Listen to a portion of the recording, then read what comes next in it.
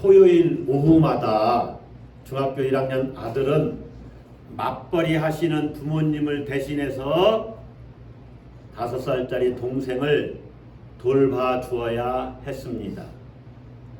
그동안 얼마간은 참 잘했습니다. 그런데 어느 토요일 오후에 평상시와 같이 동생과 잘 놀고 있는데 자신이 가지고 있는 핸드폰에서 전화가 울리는 것입니다. 학교 친구에게서 온 전화인데 지금 PC방에서 친구들과 함께 단체로 게임을 하려고 하는데 한 사람이 부족하다. 그러니 네가 좀 나왔으면 좋겠다.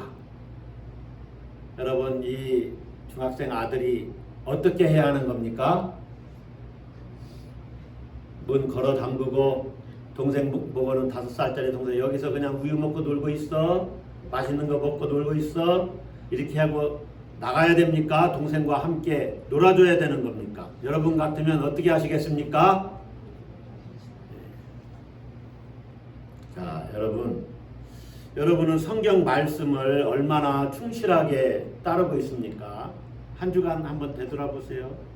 내 삶을 성경이 이끌도록 했는가? 여러분 어떻습니까? 말씀을 충실하게 따르는 삶을 살고 있습니까? 아마 각자마다 다 대답이 다를 거예요. 어떤 분은 나는 말씀을 정말로 순전하게 따르고 있습니다. 내 삶은 하나님 말씀이 이끌고 있습니다. 잘하고 있는 분이죠. 어떤 분은 이렇게 대답할 겁니다. 저는 말씀을 잘 따르질 못해요. 또 아니 어떻게 우리가 말씀을 따라 살 수가 있어요? 말씀과 실생활은 다르지 않습니까?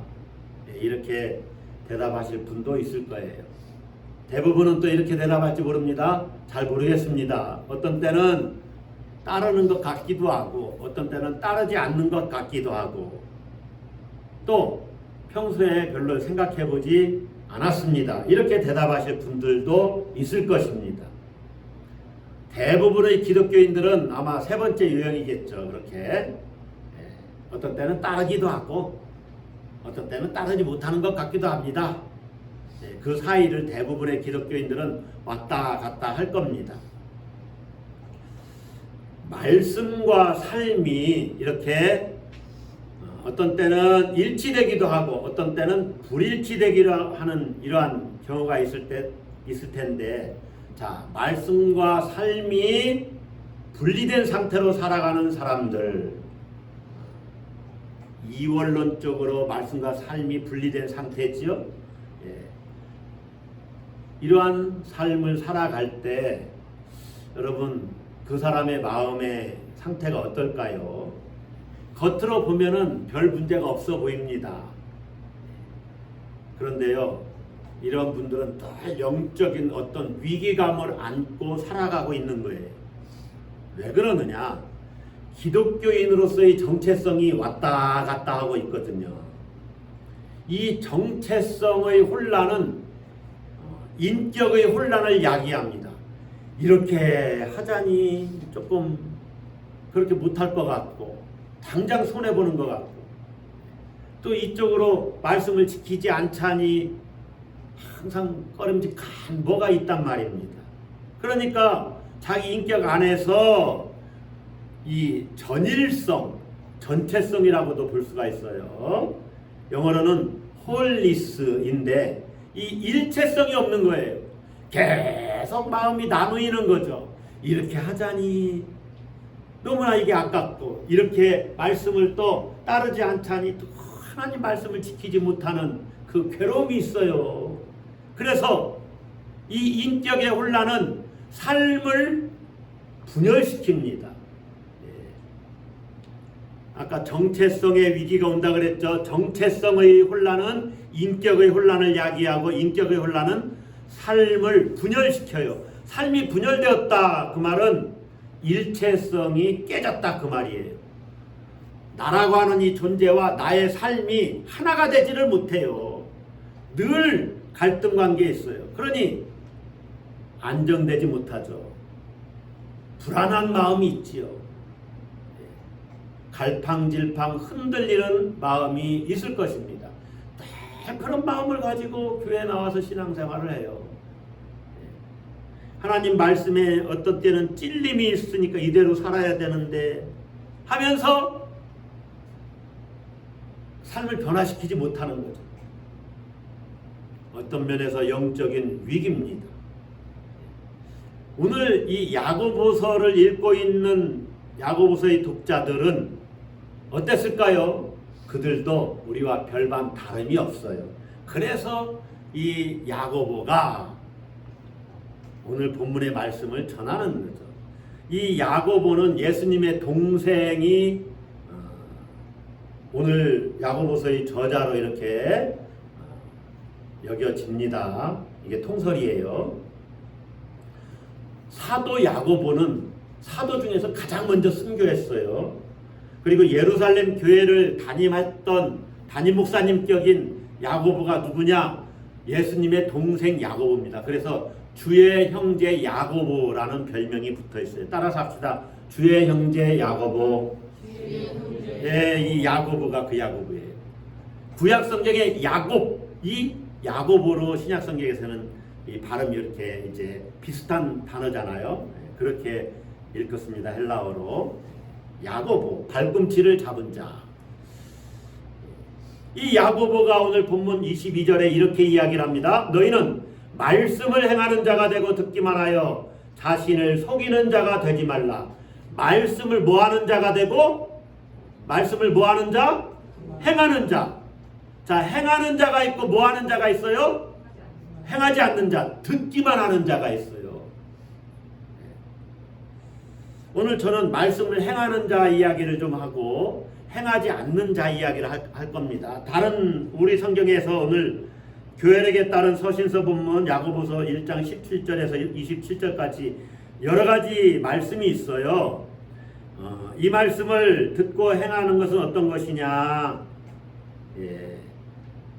말하기는 더디하고 성내기도 더디하고 듣기는 속히 해라. 그래서 언어 생활의 절제를 잘하라. 이런 것을 한 가지 이야기하고 또 한 가지는 참된 경건은 고아와 과부를 돌보는 것이다. 이렇게 실천적인 것 두 가지를 이야기합니다.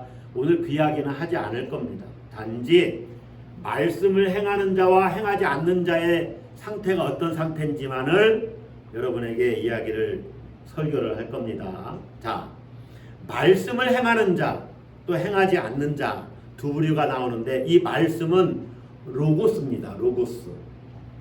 로고스는 하나님의 말씀을 가리킵니다.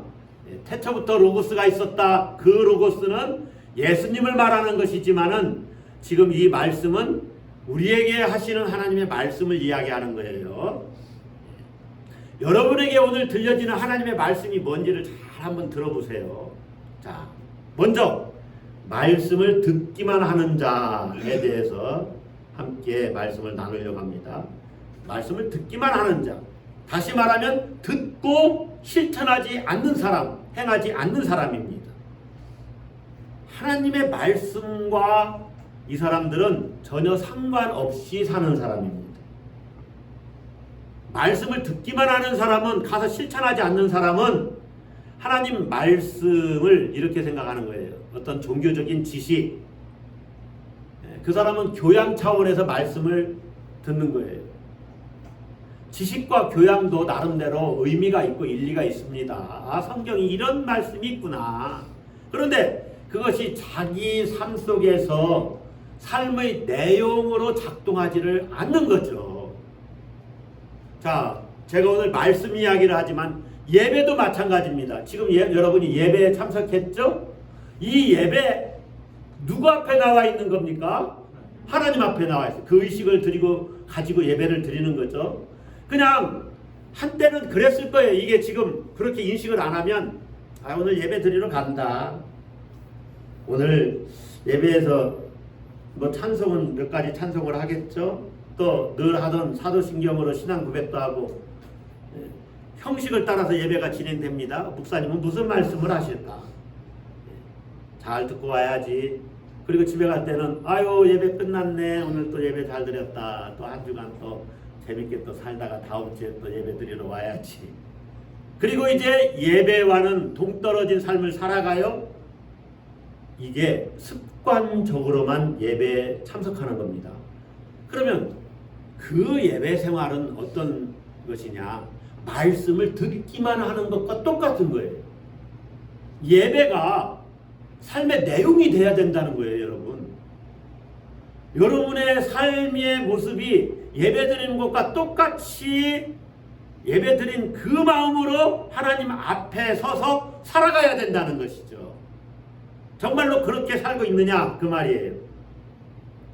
그렇지 못하다면 여러분의 삶이 말씀을 들을 때와 전혀 상관이 없고 예배드릴 때와 전혀 상관이 없는 삶의 내용이라면 그런 사람들이 모인 교회는요 절대로 세상을 변화시킬 수 있는 능력도 없고 또 그런 필요성도 사람들이 느끼지 못합니다. 아, 내가 정말 변화되어서 나를 보고 다른 사람들이 정말로 예수 믿는 사람이 어떤 모습인지를 알았으면 좋겠다, 이런 마음이 없어요. 신앙의 진정성이 없는 겁니다. 이걸 피상성이라고 하죠. 신앙의 피상성. 피상적으로 신앙생활하는 거예요. 그래서 한국교회의 문제는 뭐냐? 이 신앙의 피상성이에요. 삶의 내용이 없어요. 말씀과 동떨어져 있어요. 말씀으로 자꾸 자기를 쳐서 그 말씀에 자기를 복종시켜야 되는데 그러지 않으니까 뻥뻥뻥뻥 기독교인들에게 문제가 터지는 거죠. 기독교인들의 부정부패 문제, 또 때로 최근에는 이제 우리나라 기독교계에 세대교체가 많이 됐습니다. 목사님들. 한때 얼마나 이 교회 담임 목사님의 세습 문제 때문에 시끄러웠어요. 이제 세습 할 사람은 다 했기 때문에 조용한 거예요. 그런 게 문제가 뭐예요? 총회장이나 감독회장들, 감독들의 금권 선거, 이게 다 말씀과 삶의 불일치, 괴리 때문에 나오는 문제예요. 다른 사람 얘기가 아니라 우리 얘기입니다. 자기 얘기예요. 내가 하나님 앞에 서는 그 모습으로 세상에 나가서 살고 있느냐의 문제죠. 여러분, 말씀을 듣기만 하는 자를 두 가지로 야고보는 이렇게 평가를 합니다. 그의 정체성에 대해서. 첫째는 자기를 속이는 자다. 22절에 그랬죠. 너희는 말씀을 행하는 자가 되고 듣기만 하여 자신을 속이는 자가 되지 말라. 왜 말씀을 듣기만 하는 것이, 행하지 않는 것이 자신을 속이는 자가 됩니까? 자, 음악을 한번 생각해 보세요. 여러분, 음악에 대해서 어떻게 생각할지 모르지만 음악은요, 이 소리를 통해서, 이 음악은 시간 예술입니다. 시간이 지나면 끝나버려요. 피아노 반주 소리 이제 끝났잖아요, 아까. 그래서 시간 예술이고 미술은 공간 예술이에요. 보는 거예요. 자, 음악은요, 이 소리를 통해서 삶의 기쁨과 희열, 또 평화와 안식, 이런 것들을 노래하는 겁니다. 생명의 절정을 경험하는 어떤 예술 행위예요. 저도 정말로 음악 들으면서 어쩔 때는 눈물을 흘린 적이 있어요. 막 감동이 이렇게 있거든요. 음악의 맛을 제가 조금 눈꽃만치 그래서 압니다. 많이는 몰라도 감동받는 거예요. 예. 최근에 저는 트로트의 힘이 그렇게 놀라운지 몰랐어요.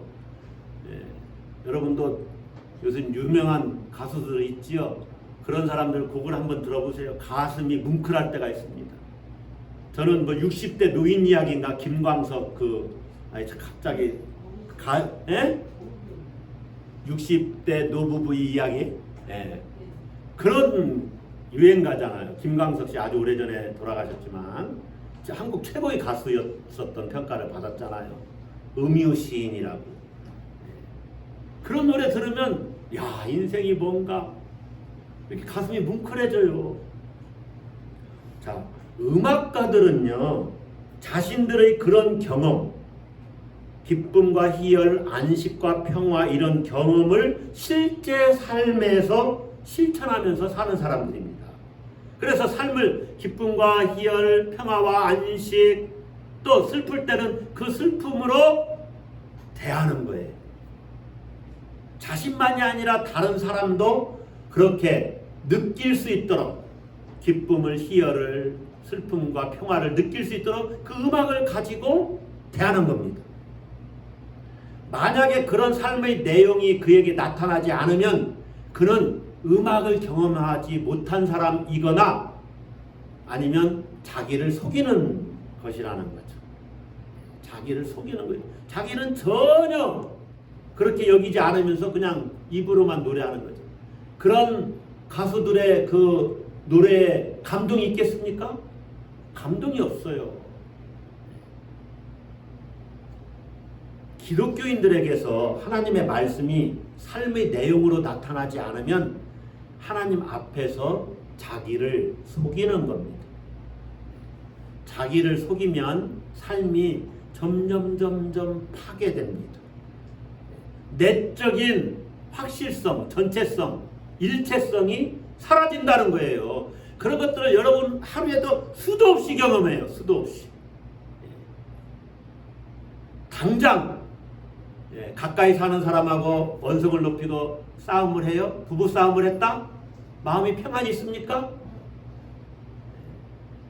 평안이 없어요. 자, 생각해 봅시다. 오늘 우리가 계속 제가 하나의 스토리를 끌고 가는 것은 이 토요일 오후마다 자기 동생을 돌봐야 되는 중학생 이야기입니다. 여러분, 이 중학생 엄마의 말을 듣지 않으면 평안하겠습니까? 평안이 없지요. 여러분, 우리 삶이 그런 거예요. 하나님만이 내 삶의 중심이 되어야 된다, 이렇게 우리가 자주 이야기를 하는데, 돈이 내 삶의 중심인 사람 한번 생각해 봅시다. 돈이 최고다 이렇게 여기는 사람, 그 사람의 영혼이 건강하겠습니까? 그 사람은 그 물질의 소유의 여부, 물질을 얼마나 많이 가지고 있느냐, 이것에 따라서 자기의 삶이 결정됩니다. 그래서 물신 숭배에 빠진 현대인들의 영혼은 건강할 수가 없는 것입니다. 자, 보세요. 자기가 사는 아파트 값이 조금 올라가면 좋아서 어쩔 줄을 몰라요. 이야, 1년 만에 1억이 올랐다, 2억이 올랐다. 아멘? 아이, 자기 집값이 올라가는데 아멘이 안 되니까 아멘. 신나죠? 그러면 전세가 아니죠. 집값이 조금 떨어지면 어떻게 해요? 한숨 푹 쉬면서 땅이 떠질 것 같이 그렇게 살아요? 아니, 그 영혼이 건강한 겁니까? 아니잖아요. 그러니까 그렇게 살아가는 사람들은 예배에 나와도 평안이 없어요. 언제 아파트 값이 오르냐. 자기를 속이고 있는 거예요. 그래서 하나님이 전부라고 하는 신앙 고백이 속이는 겁니다. 많은 경우가 그래요.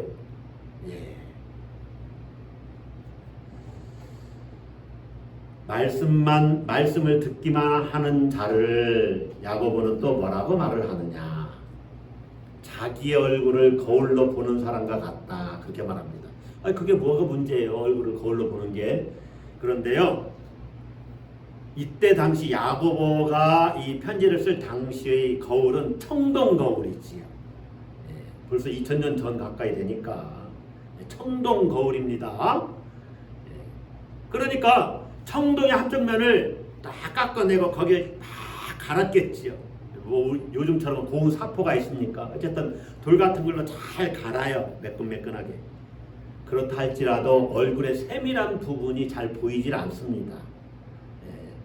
여러분, 박물관에 가서 청동 거울 한번 이렇게 자세히 들여다보세요. 얼굴의 윤곽은 이렇게 보입니다, 전체적으로. 아, 내가 이렇게 생겼구나.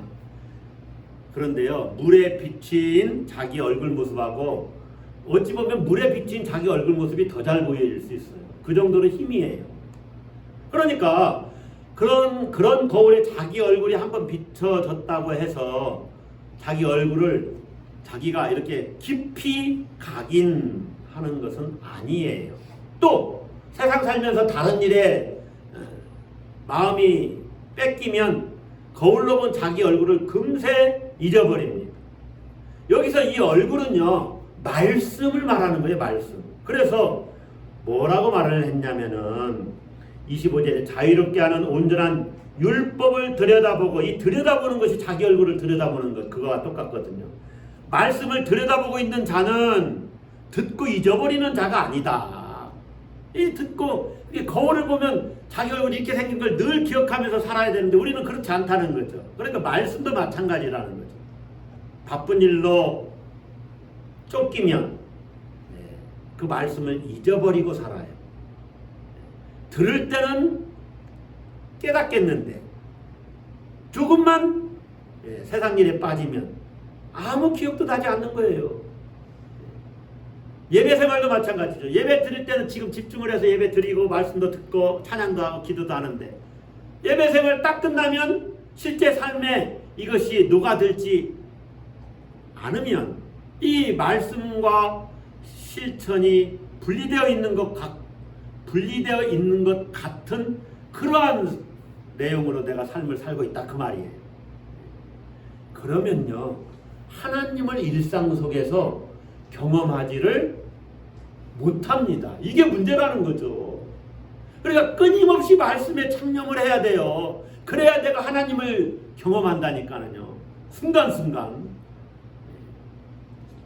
예수님이 그리스도이시며 살아계신 하나님의 아들이라는 사실을 내가 말씀을 따라서 살지 않으면 그 사실이 일상에서 기억나지 않아요. 예수님을 생각을 못해요.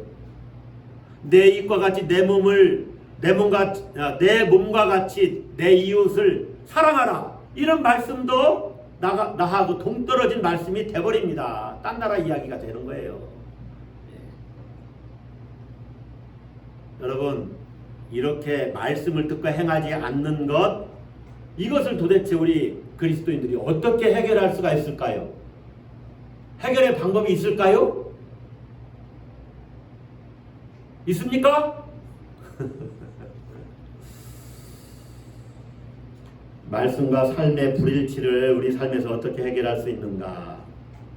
자, 제가 일단 두 가지 방법을 말씀해 드릴 텐데 이거는 여러분이 실천하기 거의 어렵습니다. 첫 번째는 세속의 삶을 포기하고 수도원에 들어가는 겁니다. 네. 다 때려치고 난 세상 삶은 그만두겠다. 이제 가서 수도사 생활을 하겠다. 더 이상 나를 찾지 마시오. 애들한테. 실제로 그렇게 살아가는 거예요. 있는 돈도 다 싸들고 들어가서 그걸로 사는 겁니다. 그러면 세속의 가치가 끼어들지 않으니까 말씀대로 살 수가 있어요. 원수를 미워할 원수도 내 주변에 없어요. 이제. 그러니 그렇게 살아갈 수가 있습니다. 정말 가능합니다.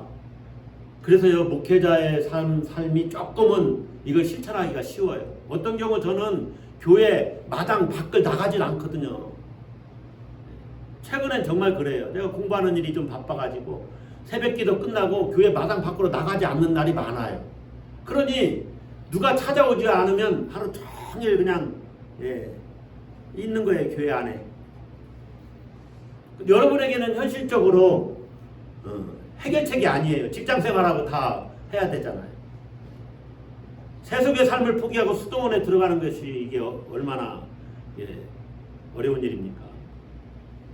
그런 방법은 여러분이 실천하기 어렵습니다. 두 번째 방법도 마찬가지예요. 삶이 나락으로 떨어지면 됩니다. 삶이 어떻게 해요? 나락으로 떨어지는 거예요. 완전히 밑바닥까지 떨어지면 말씀과 삶을 실천하는데 조금 내가 집중할 수가 있어요. 자 보세요. 3개월 시한부 인생으로 떨어졌다. 3개월 남겨놓고 원수 같은 사람이 왔는데 너 죽고 나 살자 하면서 막 싸우자고 덤비겠습니까? 아이고 용서하고 말아야지. 원수도 사랑하라고 했는데 그 말씀이 가슴속에 담길 거예요. 욕심이 잉태한 즉 죄를 낳고 내가 더 이상 이제 욕심을 부리지 말아야 되겠다. 그런 마음이 들 것 아닙니까? 하나님의 뜻에 더 집중하면서 살 수 있습니다. 삶이 나락에 떨어지면. 경제적으로 완전히 어려워졌어요. 모든 재산을 다 잃었어요. 그동안 살아왔던 이 방법으로 살면 안 되겠구나. 내가 정말로 이제 말씀대로 한번 살아봐야 겠다. 이렇게 되지 않겠습니까? 적어도 그리스도인이라면 자녀들이 큰 어려움에 처했어요. 내 삶에 부부간에도 큰 어려움에 처했어. 뭐 사별할 수도 있고 이혼할 수도 있어요. 내가 정말로 내가 너무 이기적으로 살았구나. 내가 말씀 따라 살아야 되는데. 이렇게 되지 않겠습니까? 정신이 번쩍 드는 거죠. 마태복음 5장에 나타나는 이 복 있는 자들 있죠. 가난한 자는 복이 있나니, 심령이 가난한 자는 복이 있나니, 온유한 자는 복이 있나니, 의에 줄이고 목마른 자는 복이 있나니. 이 사람들은 다 삶의 나락으로 떨어진 정말로 그런 사람들입니다. 그런 사람들은 말씀에 집중해서 하나님을 경험할 수 있기 때문에 복 있는 자가 되는 거예요. 근데 문제는 우리가 의도적으로 그렇게 삶의 나락으로 떨어질 수가 없다는 것이죠. 그렇게 되기를 원하지도 않습니다. 그러니 두 가지 방법은 말씀과 삶의 일치를 이루기 위한 좋은 방법이 아닐 수 있어요. 그런데 한 가지 방법이 남았어요. 다행이죠. 뭐냐? 신앙의 중심으로 돌아가는 일입니다. 신앙의 중심으로. 자, 신앙의 중심으로 돌아가지 않더라도 내가 정말 행복하다. 그러면 뭐 그런 대로 살아갈 수가 있죠. 말씀과 삶이 불일치되더라도 이런 경우입니다. 자, 보세요. 아까 동생 돌보는 중학생 이야기 했죠. 동생을 돌보라는 부모님 말씀 안 듣고 친구들과 함께 PC방에 가서 야, 철수 나갑시다. 동생 철수야, 너 여기서 잘 놀고 있어. 장난감 가지고 형이 금방 조금만 놀다 올게 하고 문 걸어 잠그고 나갔어요. 나갈 때 평안합니까? 평안해요? 대답 좀 해보세요. 불안하죠? 네. 또 PC방에서는 재밌게 놉니다. 애들하고 이야 하는데 1시간만 하고 놀다가 집에 가려고 마음 먹었는데 한 게임만 더 하자. 그래서 2시간을 하게 돼요. 그러면 그때부터 이제 처음에는 초조한데 게임에 빠지기 전까지는 초조해요. 부모님 혹시라도 오면 큰일인데 내가 끝날 때까지는 철수도 잘 놀고 있고 부모님도 안 왔으면 좋겠는데. 그런데 빠져서 게임을 하고 있는 중간은 그걸 모릅니다. 집중해서 몰입하니까. 그게 진짜 행복입니까? 아니에요. 그게 가짜 행복이라는 거예요. 동생을 돌보지 않았다는 죄책감, 부모님을 속였다는 죄책감도 있을 거예요. PC방에서 돌아왔는데 동생이 잘 놀고 있고 부모님도 안 왔어요. 야, 성공했다. 나 잘 놀고 왔는데. 이것이 자기를 속이는 겁니다. 여러분, 이런 방식으로 세상을 살면 우리가 그러면서 나는 행복하다. 하나님 말씀대로 살지 않아도 난 행복하네. 괜찮네. 뭐 문제 없네. 이것이 가짜 행복이에요. 자기를 합리화하게 되죠. 말씀 따라 안 살아도 뭐 괜찮구만 뭐. 그걸 잘 보셔야 돼요. 야고보가 지적한 대로 자기를 속이는 겁니다. 그러니 진짜 행복할 리가 없습니다. 자, 제가 참 신앙의 진정성, 말씀과 삶의 일치를 어떻게 이루며 살아갈 수 있을까? 수도원에 들어가는 것도 방법이 아니라 삶의 나락으로 떨어지는 것도 방법이 아니라 그랬죠. 우리가 그렇게 할 수 없습니다. 그러면 어떻게 해야 되는가? 신앙의 중심으로 들어가라고 그랬죠. 그게 뭐냐? 그것이 최선인데 따라서 한번 하겠습니다. 십자가와 부활. 네. 신앙의 중심은 예수 그리스도의 십자가 죽음과 부활입니다. 거기에 집중하는 거예요. 집중. 다시 말하면 십자가에 집중한다는 건 이런 겁니다. 예수님과 함께 내가 이미 죽었다. 이렇게 여기는 겁니다. 모든 것이 끝난 그 순간을 미리 당겨서 경험하는 거예요. 그 순간이 우리에게 올 것 아닙니까?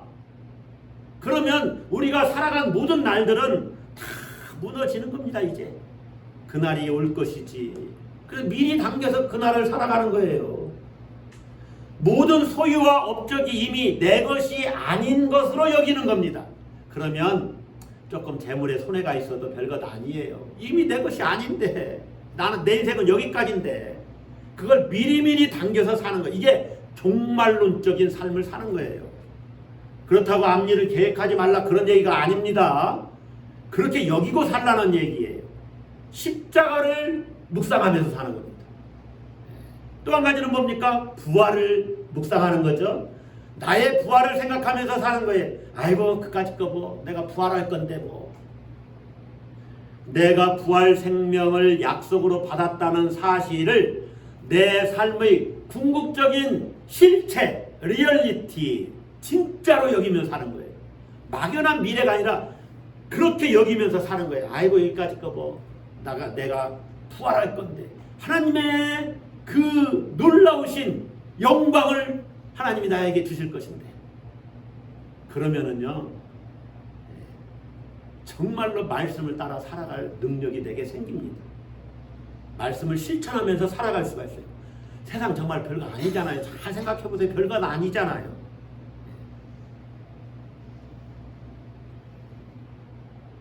내 부활 생명을 내 삶에서 궁극적인 실체로 경험하는 사람은 말씀과 예배를 건성으로 받아들이지 않습니다. 그렇게 할 수가 없어요.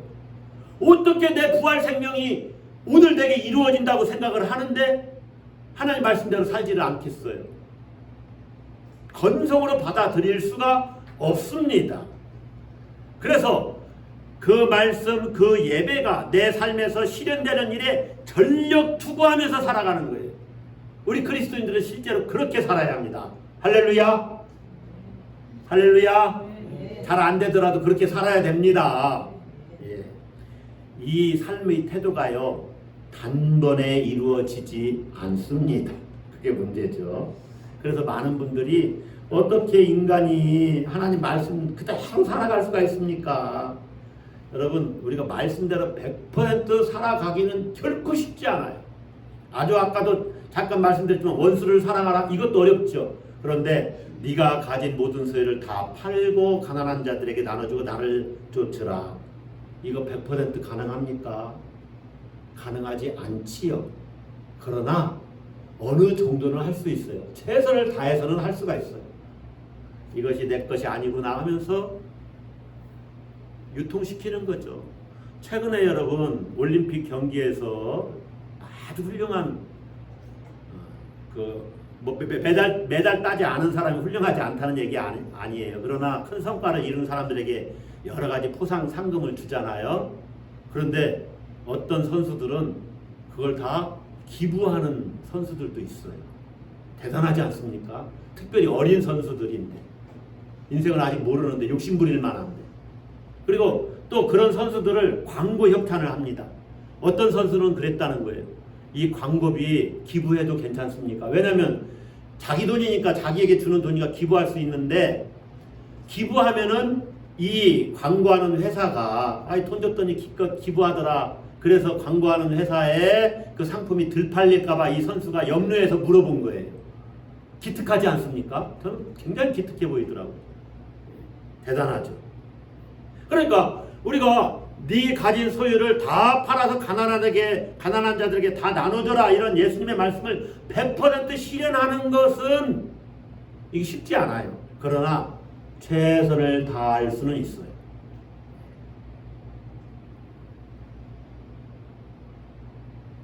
삶의 연륜과 신앙의 경륜이 쌓이면서 인생을 보면서 말씀과 삶의 일치를 더 점점점 실현해 갈 수 있는 것. 이게 우리 그리스도인의 성장해가는 신앙이고 믿음입니다. 그렇게 되면 그의 인격 안에 내적인 통일성이 생겨요. 전체성이 생겨요. 홀리스. 이게 온전함이라고 하는 거예요. 온전함. 아, 내가 그래도 주님 말씀대로 살아가려고 하지. 그러면서 분열이 잘 안 일어나요. 이게 성숙해져 가는 겁니다. 그러니 그 영혼이 풍요롭고 건강해지지요. 여러분 이제 저는 말씀을 행하는 자에 대해서 조금 이야기를 해보겠습니다. 자, 25절을 봅시다.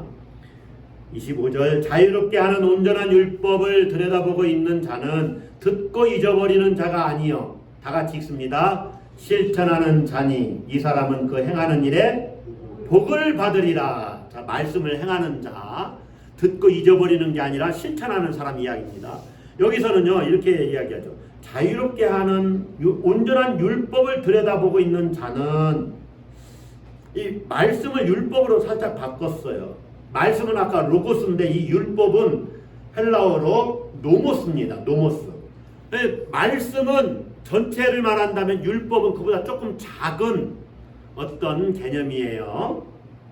자, 로고스인 하나님 말씀 안에 노모스인 율법이 들어있습니다. 그런데 야고보는요, 이 두 단어를 지금 비슷한 개념으로 사용하는 거예요.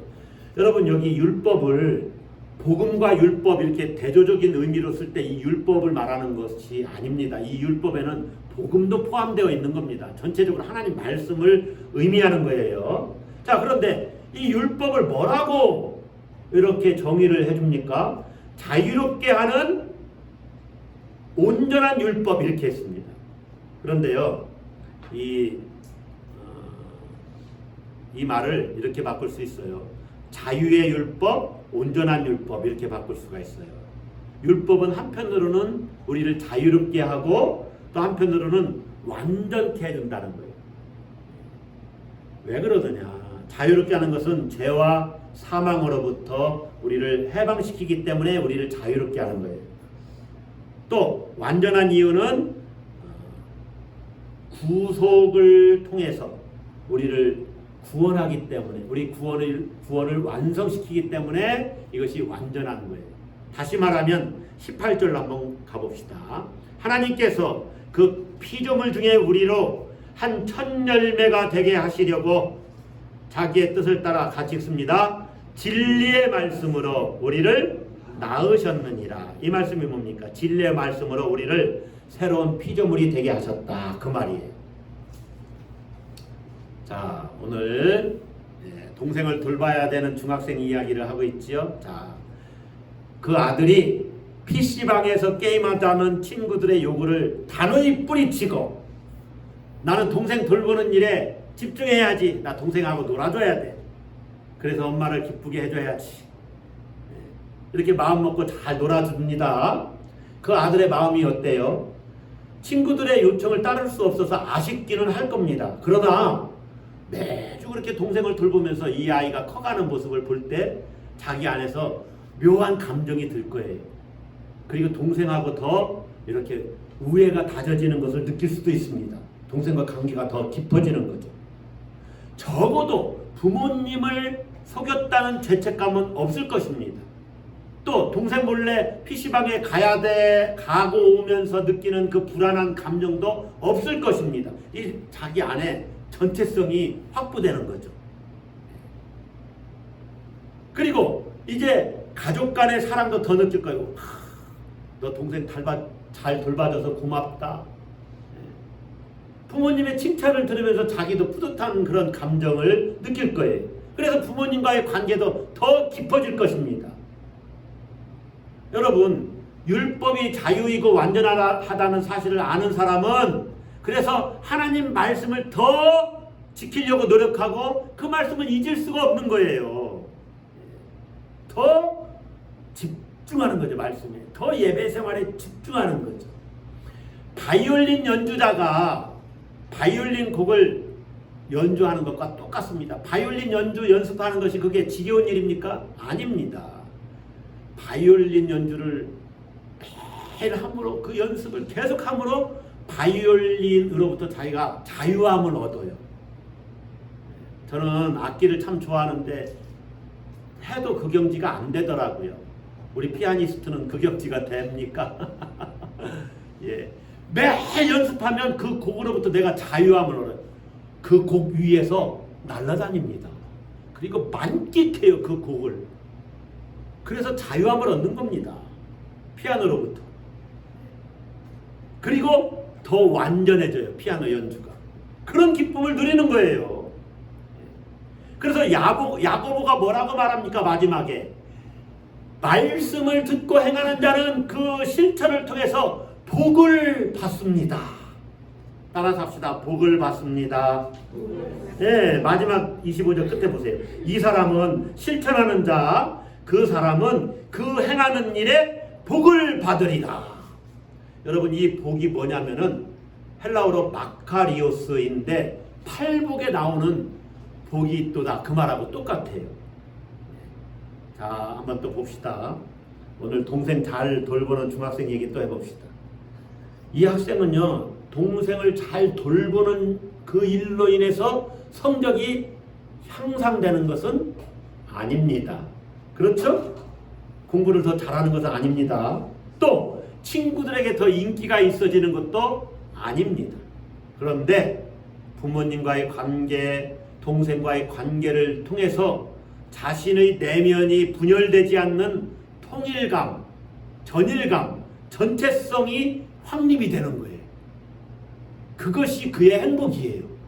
그걸 알면은 아니다, 부모님 말씀 어기지 않고 얘하고 잘 재밌게 놀아야지, 이렇게 돼가는 거예요. 기독교인의 삶이 그런 거예요. 세상 사람들이 기대하는 복을 받지 못할지라도 말씀 안에서 참 자유와 완전함을 누리게 돼요. 그게 진짜 마카리오스, 하나님이 주시는 복입니다. 이게 뭡니까? 생명의 충만함입니다. 할렐루야. 그런 복을 여러분이 누리셔야 돼요. 말씀을 정리합니다. 옳은 믿음에는요, 반드시 옳은 행위가 따라오게 돼 있어요. 우리가 구원받기 위해서 말씀을 실천하는 것이 아닙니다.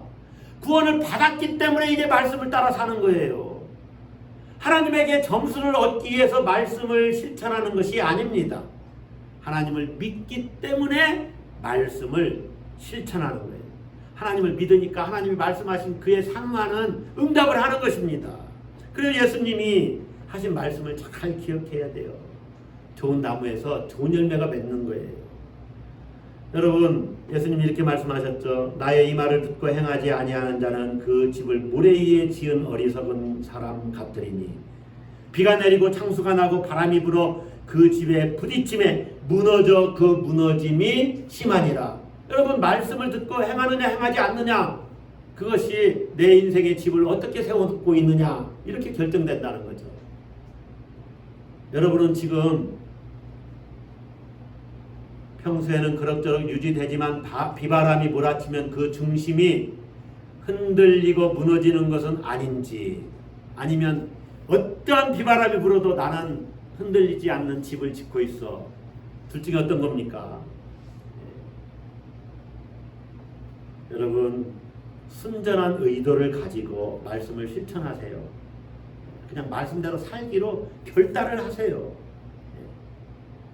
그렇게 말씀을 따라 행하면, 말씀과 삶의 일치를 그렇게 추구하면 그 어느 것으로 대체될 수 없는 마카리오스, 하나님의 복을 누릴 것입니다. 아멘. 말씀대로 행하는 이들은 그 행하는 일에 복을 받을 것입니다. 기도하겠습니다.